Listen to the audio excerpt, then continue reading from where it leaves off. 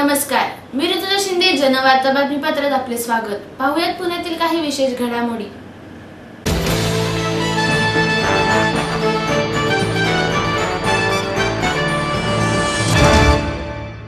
महात्मा फुलेंची 190वी जयंती विविध कार्यक्रमांनी साजरी करण्यात आली. महाराष्ट्रातील स्त्री शिक्षणाची मुहूर्तमेढ ज्यांनी रोवली असे महात्मा ज्योतिबा फुले यांच्या 190व्या जयंतीनिमित्त पुण्यातील फुलेवाडा इथं विविध पुरोगामी आंबेडकरी चळवळीतील कार्यकर्त्यांनी महात्मा फुलेंच्या पुतळ्याला पुष्पहार अर्पण करत त्यांना अभिवादन केलं. शहरात जयंतीचे औचित्य साधत विविध कार्यक्रमांचे आयोजनही करण्यात आलं होतं. यानिमित्त महात्मा फुले यांचा वाडाही नागरिकांना पाहायला मिळाला. महात्मा फुलेंच्या पुतळ्याला पुष्पहार अर्पण करण्यासाठी राजकीय कार्यकर्ते, सामाजिक कार्यकर्ते यांनी गर्दी केली होती. यासह शहरात व्याख्याने आणि सांस्कृतिक कार्यक्रमांचं आयोजन करण्यात आलं होतं.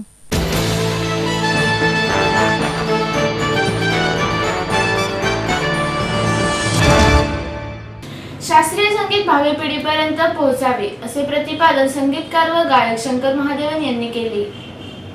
आज नवीन पिढी शास्त्रीय संगीत ऐकत आहे. त्यांच्यामध्ये शास्त्रीय संगीताबद्दल आवड निर्माण झाली आहे. मात्र हेच शास्त्रीय संगीत, जुनी गाणी आणि जुन्या कलाकारांच्या कलाकृती आणखी प्रभावीपणे भावी पिढीपर्यंत पोहोचवण्यासाठी या क्षेत्रातील जाणकारांनी एकत्र येऊन प्रयत्न करणे गरजेचे आहे असे प्रतिपादन संगीतकार व गायक शंकर महादेवन यांनी केले. शंकर महादेवन एका कार्यक्रमाच्या निमित्ताने पुण्यात आले होते.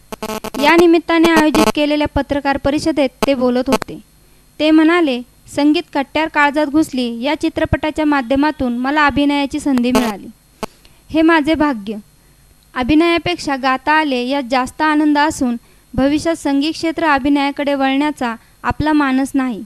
सुबोध भावे यांनी संगीत कट्ट्यार काळजात घुसली चित्रपटासाठी केलेली माझी निवड आनंद देणारी होती. मात्र मला आता कट्ट्यारमध्ये अडकून पडायचे नाही. माझ्या गाण्यांमध्ये देखील थोड्याफार प्रमाणात का होईना एखादा शास्त्रीय डोस असतोच. नव्या कलाकारांची शास्त्रीय संगीताप्रती अभिरुची वाढावी हा त्यामागील उद्देश आहे. येत्या 23 एप्रिल रोजी रमणबाग येथे शंकर महादेवन यांनी कट्ट्यार कजरारे या संगीत कार्यक्रमाचे आयोजन केले आहे. कर्नाटकी, शास्त्रीय, भजन, रॉक, टर्म सॉन्ग अशी गाणी गाणारे महादेवन ज्येष्ठांना भावेल आणि तरुणांच्या हृदयाचा ठाव घेईल. या प्रकारची गीते श्रोत्यांसमोर सादर केली जाणार आहेत. कट्ट्यार काळजात घुसली चित्रपटातील पार्श्वगायनासाठी यावर्षीचा राष्ट्रपती पुरस्कार मिळवणारे महेश काळे, सिद्धार्थ महादेवन, शिवम महादेवन आणि सौमिल हे महादेवन यांना साथ करतील. पुण्यातील रसिक श्रोत्यांची संगीताबद्दलची जाण आम्ही जाणून असून त्यांच्यासमोर हा कार्यक्रम करण्याचा आगळा अनुभव असल्याची भावना शंकर यांनी या प्रसंगी व्यक्त केली. तर शास्त्रीय संगीत पण असणार, मराठी भावगीत म्हणजे बगळ्यांची माळ पण असणार, लाजून हसणे पण असणार, यार इलाही पण असणार, परवरदिगार पण असणार, मितवा मधलं गाणं ज्याला मला अवॉर्ड मिळालं तो गाणं पण असणार. So it's going to be ते टाइम वाइज असं काय नाहीये. It's going to be various genres of songs. आम्ही पहिला असं डिसाईड करत होतो की कसं असं करूया का क्रिएटिव्ह मध्ये, म्हणजे मी पण असं कधी शो केलं नाहीये. तर आम्ही विचार करतो की पहिला भाग जो आहे तो फक्त कट्यार ठेवून मग काहीतरी भावगीताकडे वळून मग बॉलिवूडला करूया का. पण आम्ही तो आयडिया कॅन्सल केला का, कारण काय तुम्ही कट्यार ऐकत असाल पण तुम्हाला कलहोना पण तेवढंच आवडतं आणि मा तारे जमीन पर ते पण आवडतं, कजरारे पण तेवढंच आवडतं. तर we should keep it like a surprise. म्हणजे एक ऑडियन्सला कळायला नाही पाहिजे की नेक्स्ट कुठलं जॉनर आहे.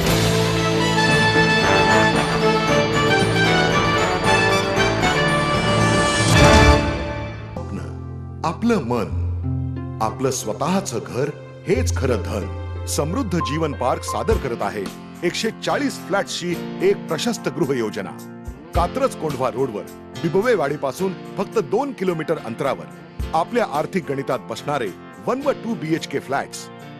तब्बल 3 मजली पार्किंग सह ऐस पैस गार्डन, क्लब हाऊस आणि इतर सुविधांनी सुसज्ज. बुकिंग साठी संपर्क 9850 937 373 9850 947 373. समृद्ध जीवन, नांदी सौभाग्याची, सुरुवात प्रगतीची.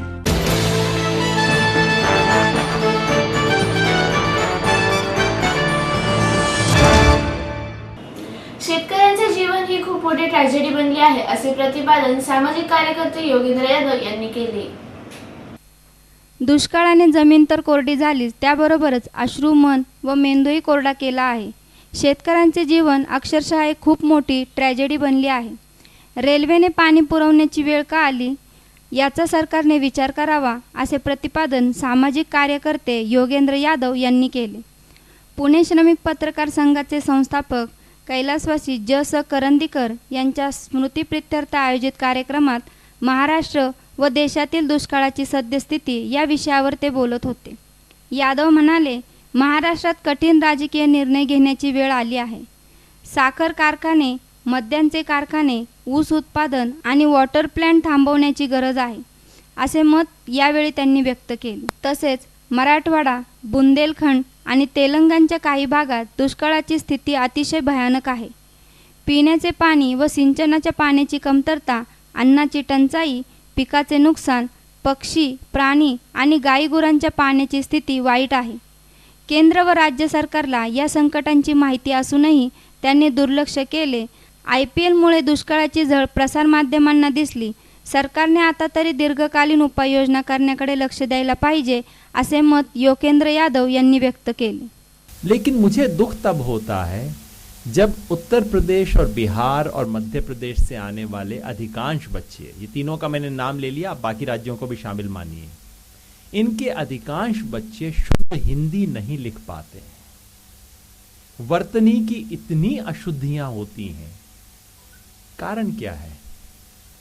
हमारे आज के जो सांस्कृतिक प्राथमिकताएं हैं उसमें इंग्लिश की स्पेलिंग मिस्टेक हो जाए तो तबाह हो जाएगा मामला.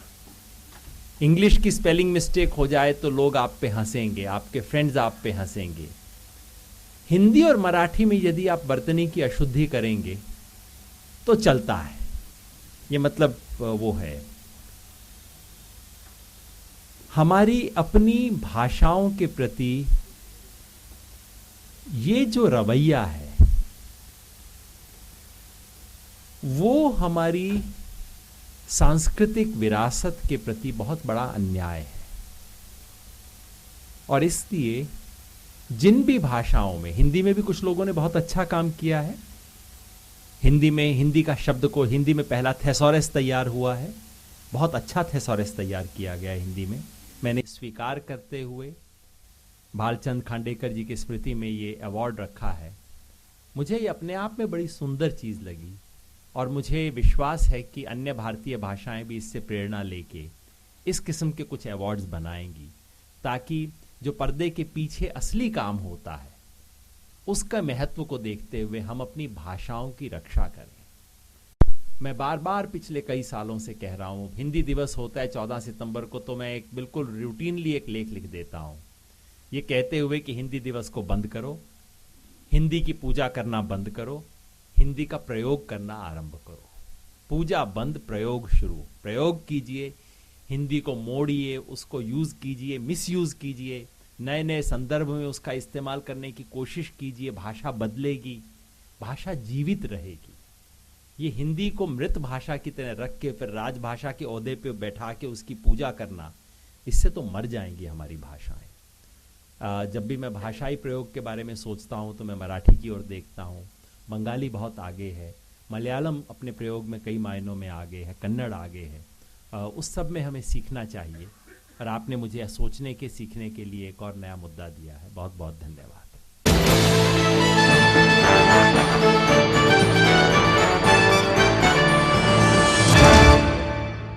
एकविरा देवीच्या यात्रेसंबंधित सुरक्षिततेची माहिती देण्यासाठी पत्रकार परिषद घेण्यात आली.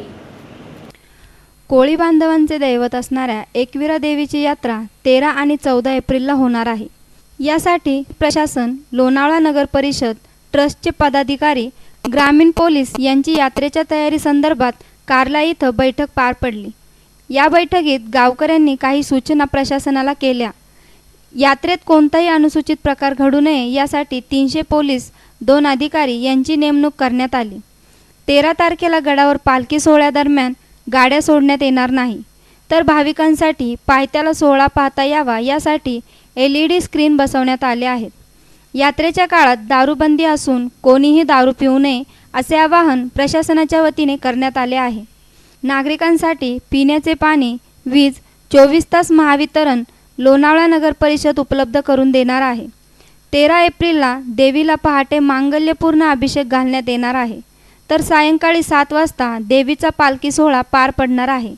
सुरक्षिततेच्या दृष्टीने गडावर तसेच पायथ्यावर CCTV कॅमेरे बसवण्यात आल्याचे अध्यक्ष अनंत तरे यांनी यावेळी सांगितले.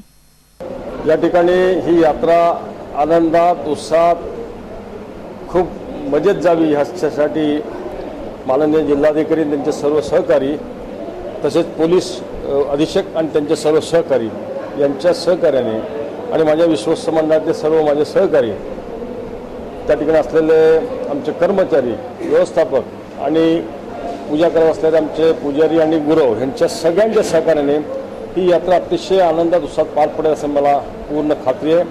आम्ही भाविक हा मुख्य धरून त्याला सहजतेने सुलभतेने दर्शन व्हावं असा प्रकारचा प्रयत्न केला. त्याच्यात आम्हाला बरंच यश आलेलं आहे. यावर्षीची यात्रा सुट्टी परीक्षा झाल्यानंतर होणार आहे, त्याच्यामुळे प्रचंड गर्दी होणार आहे. त्या माध्यमातून बरंच नियोजन करण्यात आलेलं आहे. मला माझ्या सर्व भाविकांना नम्रतेची प्रार्थना आहे की हे पोलीस डिपार्टमेंट, महसूल खात्याचे अधिकारी जे काय सूचना देतात, जे काय ते सांगतील ते त्यांनी ऐकलं तर मला असं वाटतं की ही यात्रा अतिशय प्रसन्नतेने आनंदाने पार पडेल. कुठचाही अनुचित प्रकार घडू नये म्हणून आम्ही बरीच काळजी घेतलेली आहे. त्या ठिकाणी पालखी डेऱ्यामध्ये जाते ते आम्ही बंद करून डेऱ्यामध्ये काही अपघात होऊ शकतो यावर्षी बाहेर काढलेली आहे. अशा प्रकारे नियोजन केले. भरपूर पाणी मिळावं, त्या ठिकाणी MSEBच्या माध्यमातून जी विजेची व्यवस्था आहे ती अखंडित वीज आम्हाला मिळावी. ह्या सगळ्या सोयी सुविधा ही भाविकांसाठी आहे. भाविकांनी सुद्धा तेवढं नम्रपणे सगळ्या सूचना पाळाव्या. फटाक्याची माळ किंवा फटाकडे वरती वाजवू नये.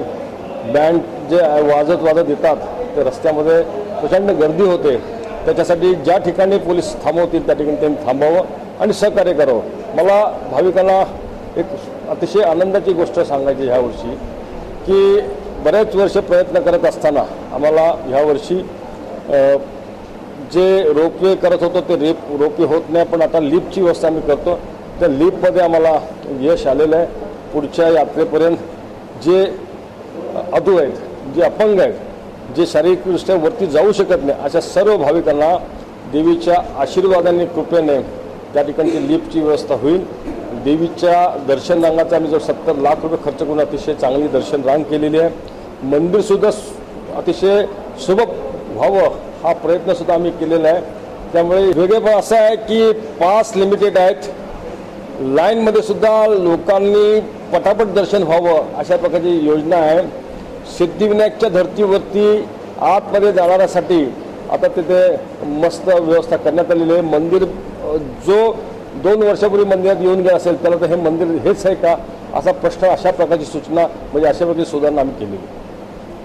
13-14 एकविरा देवीच्या 12-13-14 यात्रेनिमित्त आज सर्व विभाग प्रमुख, ट्रस्ट आणि ग्रामस्थ यांच्या समेत मिटिंग घेण्यात आली.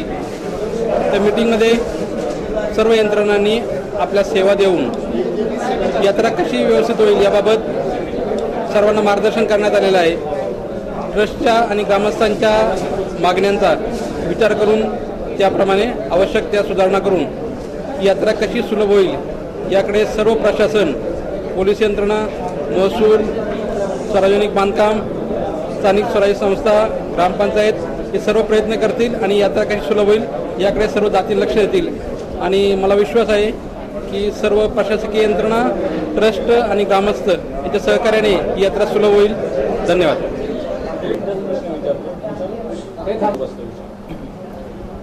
12 ते 14 या कालावधीत जरी एकविरा देवीची यात्रा असली तरी 8 तारखेपासूनच म्हणजे उद्यापासूनच पोलीस बंदोबस्त त्या ठिकाणी नेमण्यात येईल.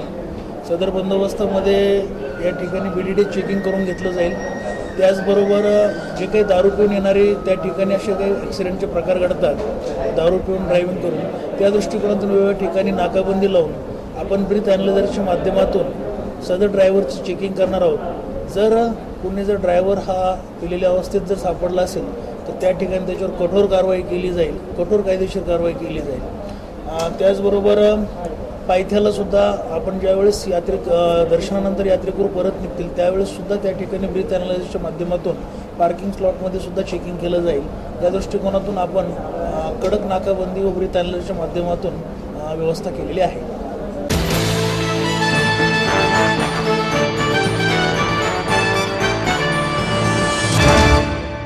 आई वडिलांनी पै जमवून मला शिकवण्याचा निर्णय घेतलेला कळत होता. माझ्या उच्च शिक्षणासाठी त्यांनी मला कायमचा आधार मिळवून दिला होता. त्यांनी स्वतःसाठी कधीच काही केलं नाही, पण माझ्यासाठी Samruddha Jeevan multistate multipurpose cooperative society limited. गुंतवणूक भावनांची, आनंद लक्षावधीचा. Samruddha Jeevan multistate multipurpose cooperative society limited.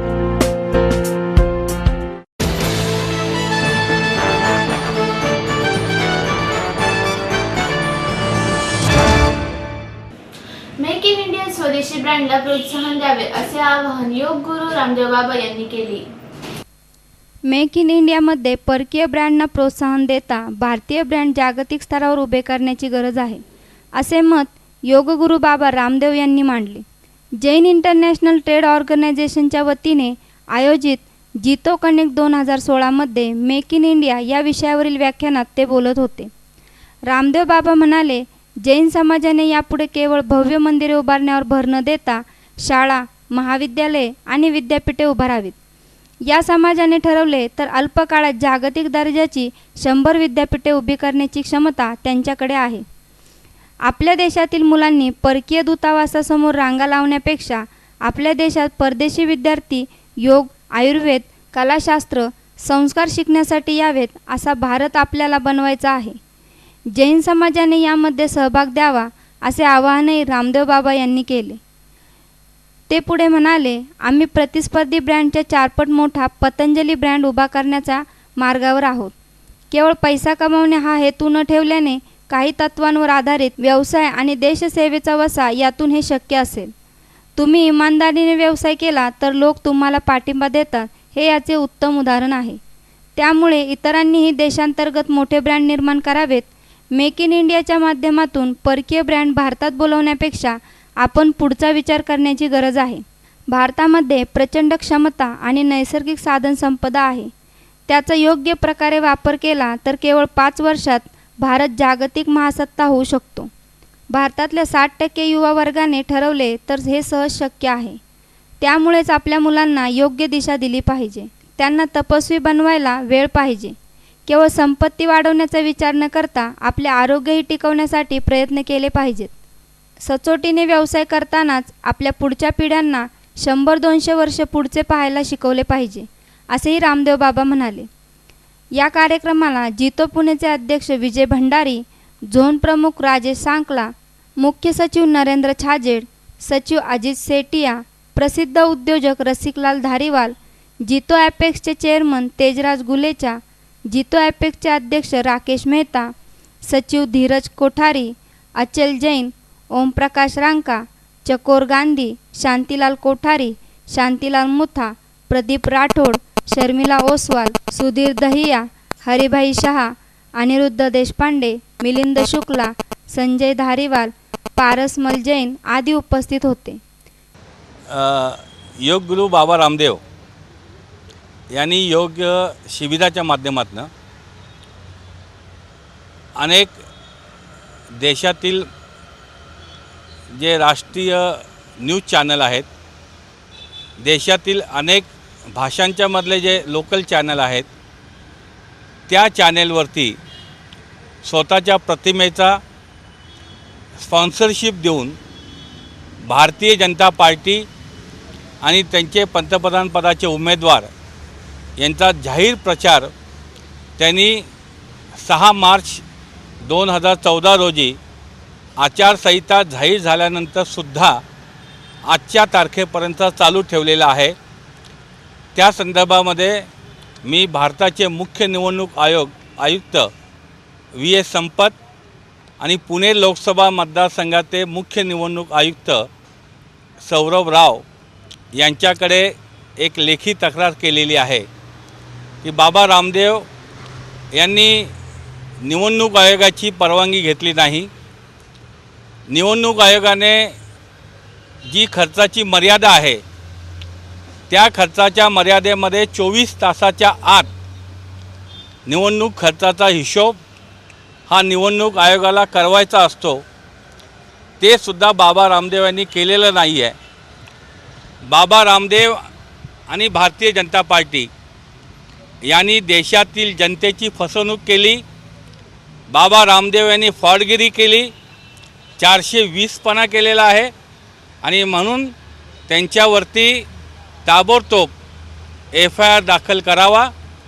त्याचबरोबर त्यांचे जेवढे योग शिबिर आहेत, त्यांच्या जेवढ्या जाहिराती आहेत की ज्यांच्या माध्यमातून बाबा रामदेव हे छुप्या पद्धतीने भारतीय जनता पार्टीचा जो प्रचार करीत आहे तो सर्व खर्च हा भारतीय जनता पार्टीच्या निवडणूक खर्चामध्ये ग्राह्य धरण्यात यावा, अशा पद्धतीची मागणी या ठिकाणी मी केलेली आहे. अभी तक पतंजलि के 2 सेगमेंट थे, एक फूड एक कॉस्मेटिक, लेकिन अब साइज बहुत बड़ा होने जा रहा है. अभी मैं थोड़ी यहाँ घोषणा कर दूंगा तो ब्रेकिंग न्यूज हो जाएगी, इसलिए अभी नहीं करने वाला. इतना बड़ा साइज होगा, इतना बड़ा साइज होगा कि आने वाले 3 से 5 वर्षों में इन MNC से 4 से 5 गुना बड़ा साइज होगा पतंजलि का. और उसके पीछे कारण है, जो है वो देश के लिए. तो हम 2 वर्टिकल कर रहे हैं फूड में, 2 कर रहे हैं कॉस्मेटिक में. तो जो भी जैन समाज के समर्थ भाई हैं, ऐसे कम से कम 2000 से ज़्यादा भाइयों का समावेश तो हम पतंजलि में कर सकते हैं सेवा देने के लिए. आप आगे आओ, जुड़ो, आगे बढ़ो, चाहे वो सेल्स में जुड़ो, प्रोडक्शन में जुड़ो, किसी भी चीज़ में जुड़ो ना, आगे बढ़ो. अपना देश है भाई, इसको आगे बढ़ाना है सबको मिल करके. और मैं आपसे बात ही कह रहा था, अपने ऊपर गौरव होना चाहिए, अपने देश पर गौरव होना चाहिए, अपने देश के ब्रांड पर गौरव होना चाहिए. अब लोग किस पर? बाल देसी, head and shoulder, Pantene, clinic plus, shampoo विदेशी, दांत देसी, कॉलगेट, पेप्सोडेंट, क्लोजअप विदेशी. हमने केश कांति और दंत कांति ऐसा बनाया है, अभी इसी साल, ये तो घोषणा यहीं से कर देता हूं, इसी साल दंत कांति कोलगेट से बड़ा ब्रांड होने जा रहा है. अभी बराबर में आकर के खड़ा हो गया है. अब ये सर्वे आएंगे 3 महीने के बाद, मैं पहले बता दे रहा हूं आपको. जितनी कोलगेट की सेल है उतनी सेल हमने करनी शुरू कर दी है, और इस साल के अंत तक कोलगेट का शीर्षासन करा देंगे. मेरे का 3 साल में तो फिर पेनजी और यूनिलीवर का भी शीर्षासन हो जाएगा. ये गौरव होना चाहिए अपने ब्रांड का, और उसके पीछे लोगों की भलाई, ये मकसद होना चाहिए. हम अपने कोलगेट दंत कांति के ऊपर खाली ग्रीन लोगो ही नहीं लिखते, कोई भी उसमें मांसाहार वाली चीज नहीं है. फिर जड़ी बूटियां हैं, और उसका फायदा है. लोगों के जिनके कोलगेट, पेप्सोडेंट, क्लोजअप कर करके दांत खराब हो गए थे, वो दंत कांति से ठीक हो गए. आप लोगों को आश्चर्य होगा, क्योंकि आप व्यापार से जुड़े हुए हो. हमने जब शुरू किया था तब हम 50,000 ट्यूब बनाते थे, आज से 3 साल पहले. फिर उसका इतना रिजल्ट आया, माउथ पब्लिसिटी. अभी थोड़ा बहुत हमने विज्ञापन शुरू किया, सफेद कोट पहनकर सफेद झूठ भी बोला जा सकता है. ये तो अभी शुरू किया, मात्र 1 महीने पहले 50,000 से 1 लाख, 1 लाख से 2 लाख, और इस समय लगभग प्रतिदिन 20 लाख ट्यूब दंत कांति की हम लोग बनाते हैं. 20 लाख ट्यूब. इसको कहते हैं make in India, make by Indians. Make in India, make by Indians, और मेक फॉर इंडिया. भारत के लिए सारा करो ना. अब मेक इन इंडिया में विदेशी कंपनियां आकर के यहाँ अपने बड़े बड़े कारोबार बढ़ा लें और यहाँ से देश की दौलत लूट करके लेके जाएं. एक कंपनी ने देश लूटा था, आज तक बुला ना पाए. क्या नाम था उसका? बोलो, जोर से तो बोलो. तो ईस्ट इंडिया के घाव अभी तक भी तुम्हारे भरे नहीं, और दूसरी कंपनियों को बुलाते रहे और हम कहें मेक इन इंडिया हो रहा है. पतंजलि के द्वारा जैसे मेक इन इंडिया हो रहा है, ऐसे सैकड़ों पतंजलि जैसे ब्रांड हिंदुस्तान में खड़े हो, वो काम आप लोगों को करना है, जैन समाज के लोगों को करना है, भारत के समाज के लोगों को.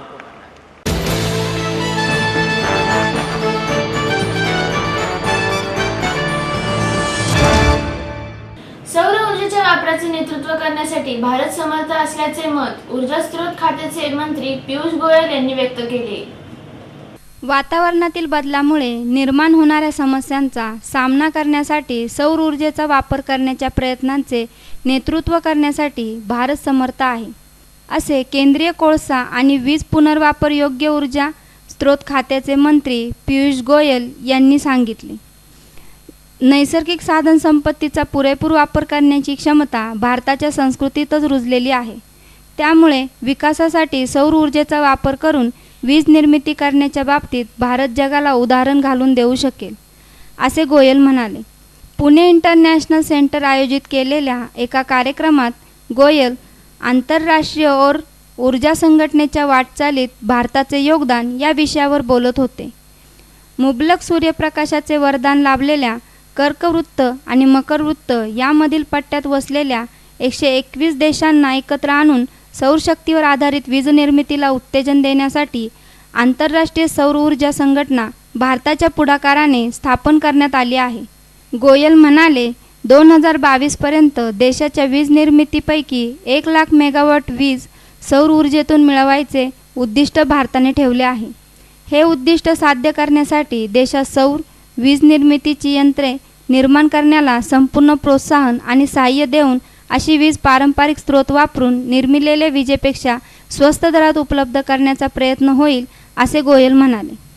देशात गेल्या वर्षी सौर ऊर्जेतून 2400 मेगावॅट वीज निर्माण झाली, तर यावर्षी 12,000 मेगावॅट वीज निर्माण होईल.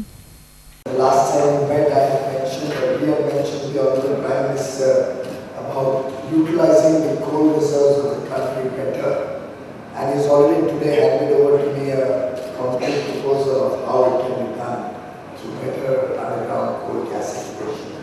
So that's Dr. Kelkar, restless to come out with new ideas, new thoughts, and contribute to the India story. Thank you very much, Dr. Kelkar, for this. Mr.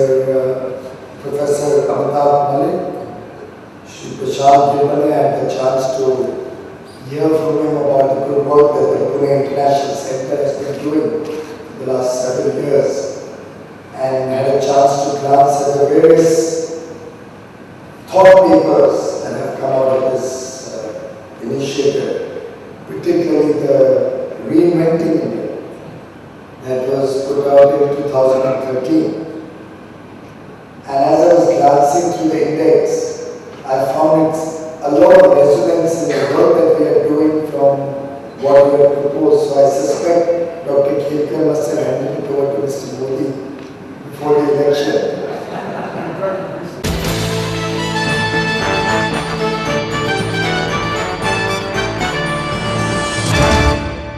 माहेर सोडून सासरी आले. इथेही प्रेमाची मायेची माणसं होती, पण माझं भविष्य सुरक्षित आहे याचा आनंद आत्मविश्वास वाढवणारा होता. Samruddha Jeevan multistate multipurpose cooperative society limited. गुंतवणूक भावनांची, आनंद लक्षावधीचा. Samruddha Jeevan multistate multipurpose cooperative society limited.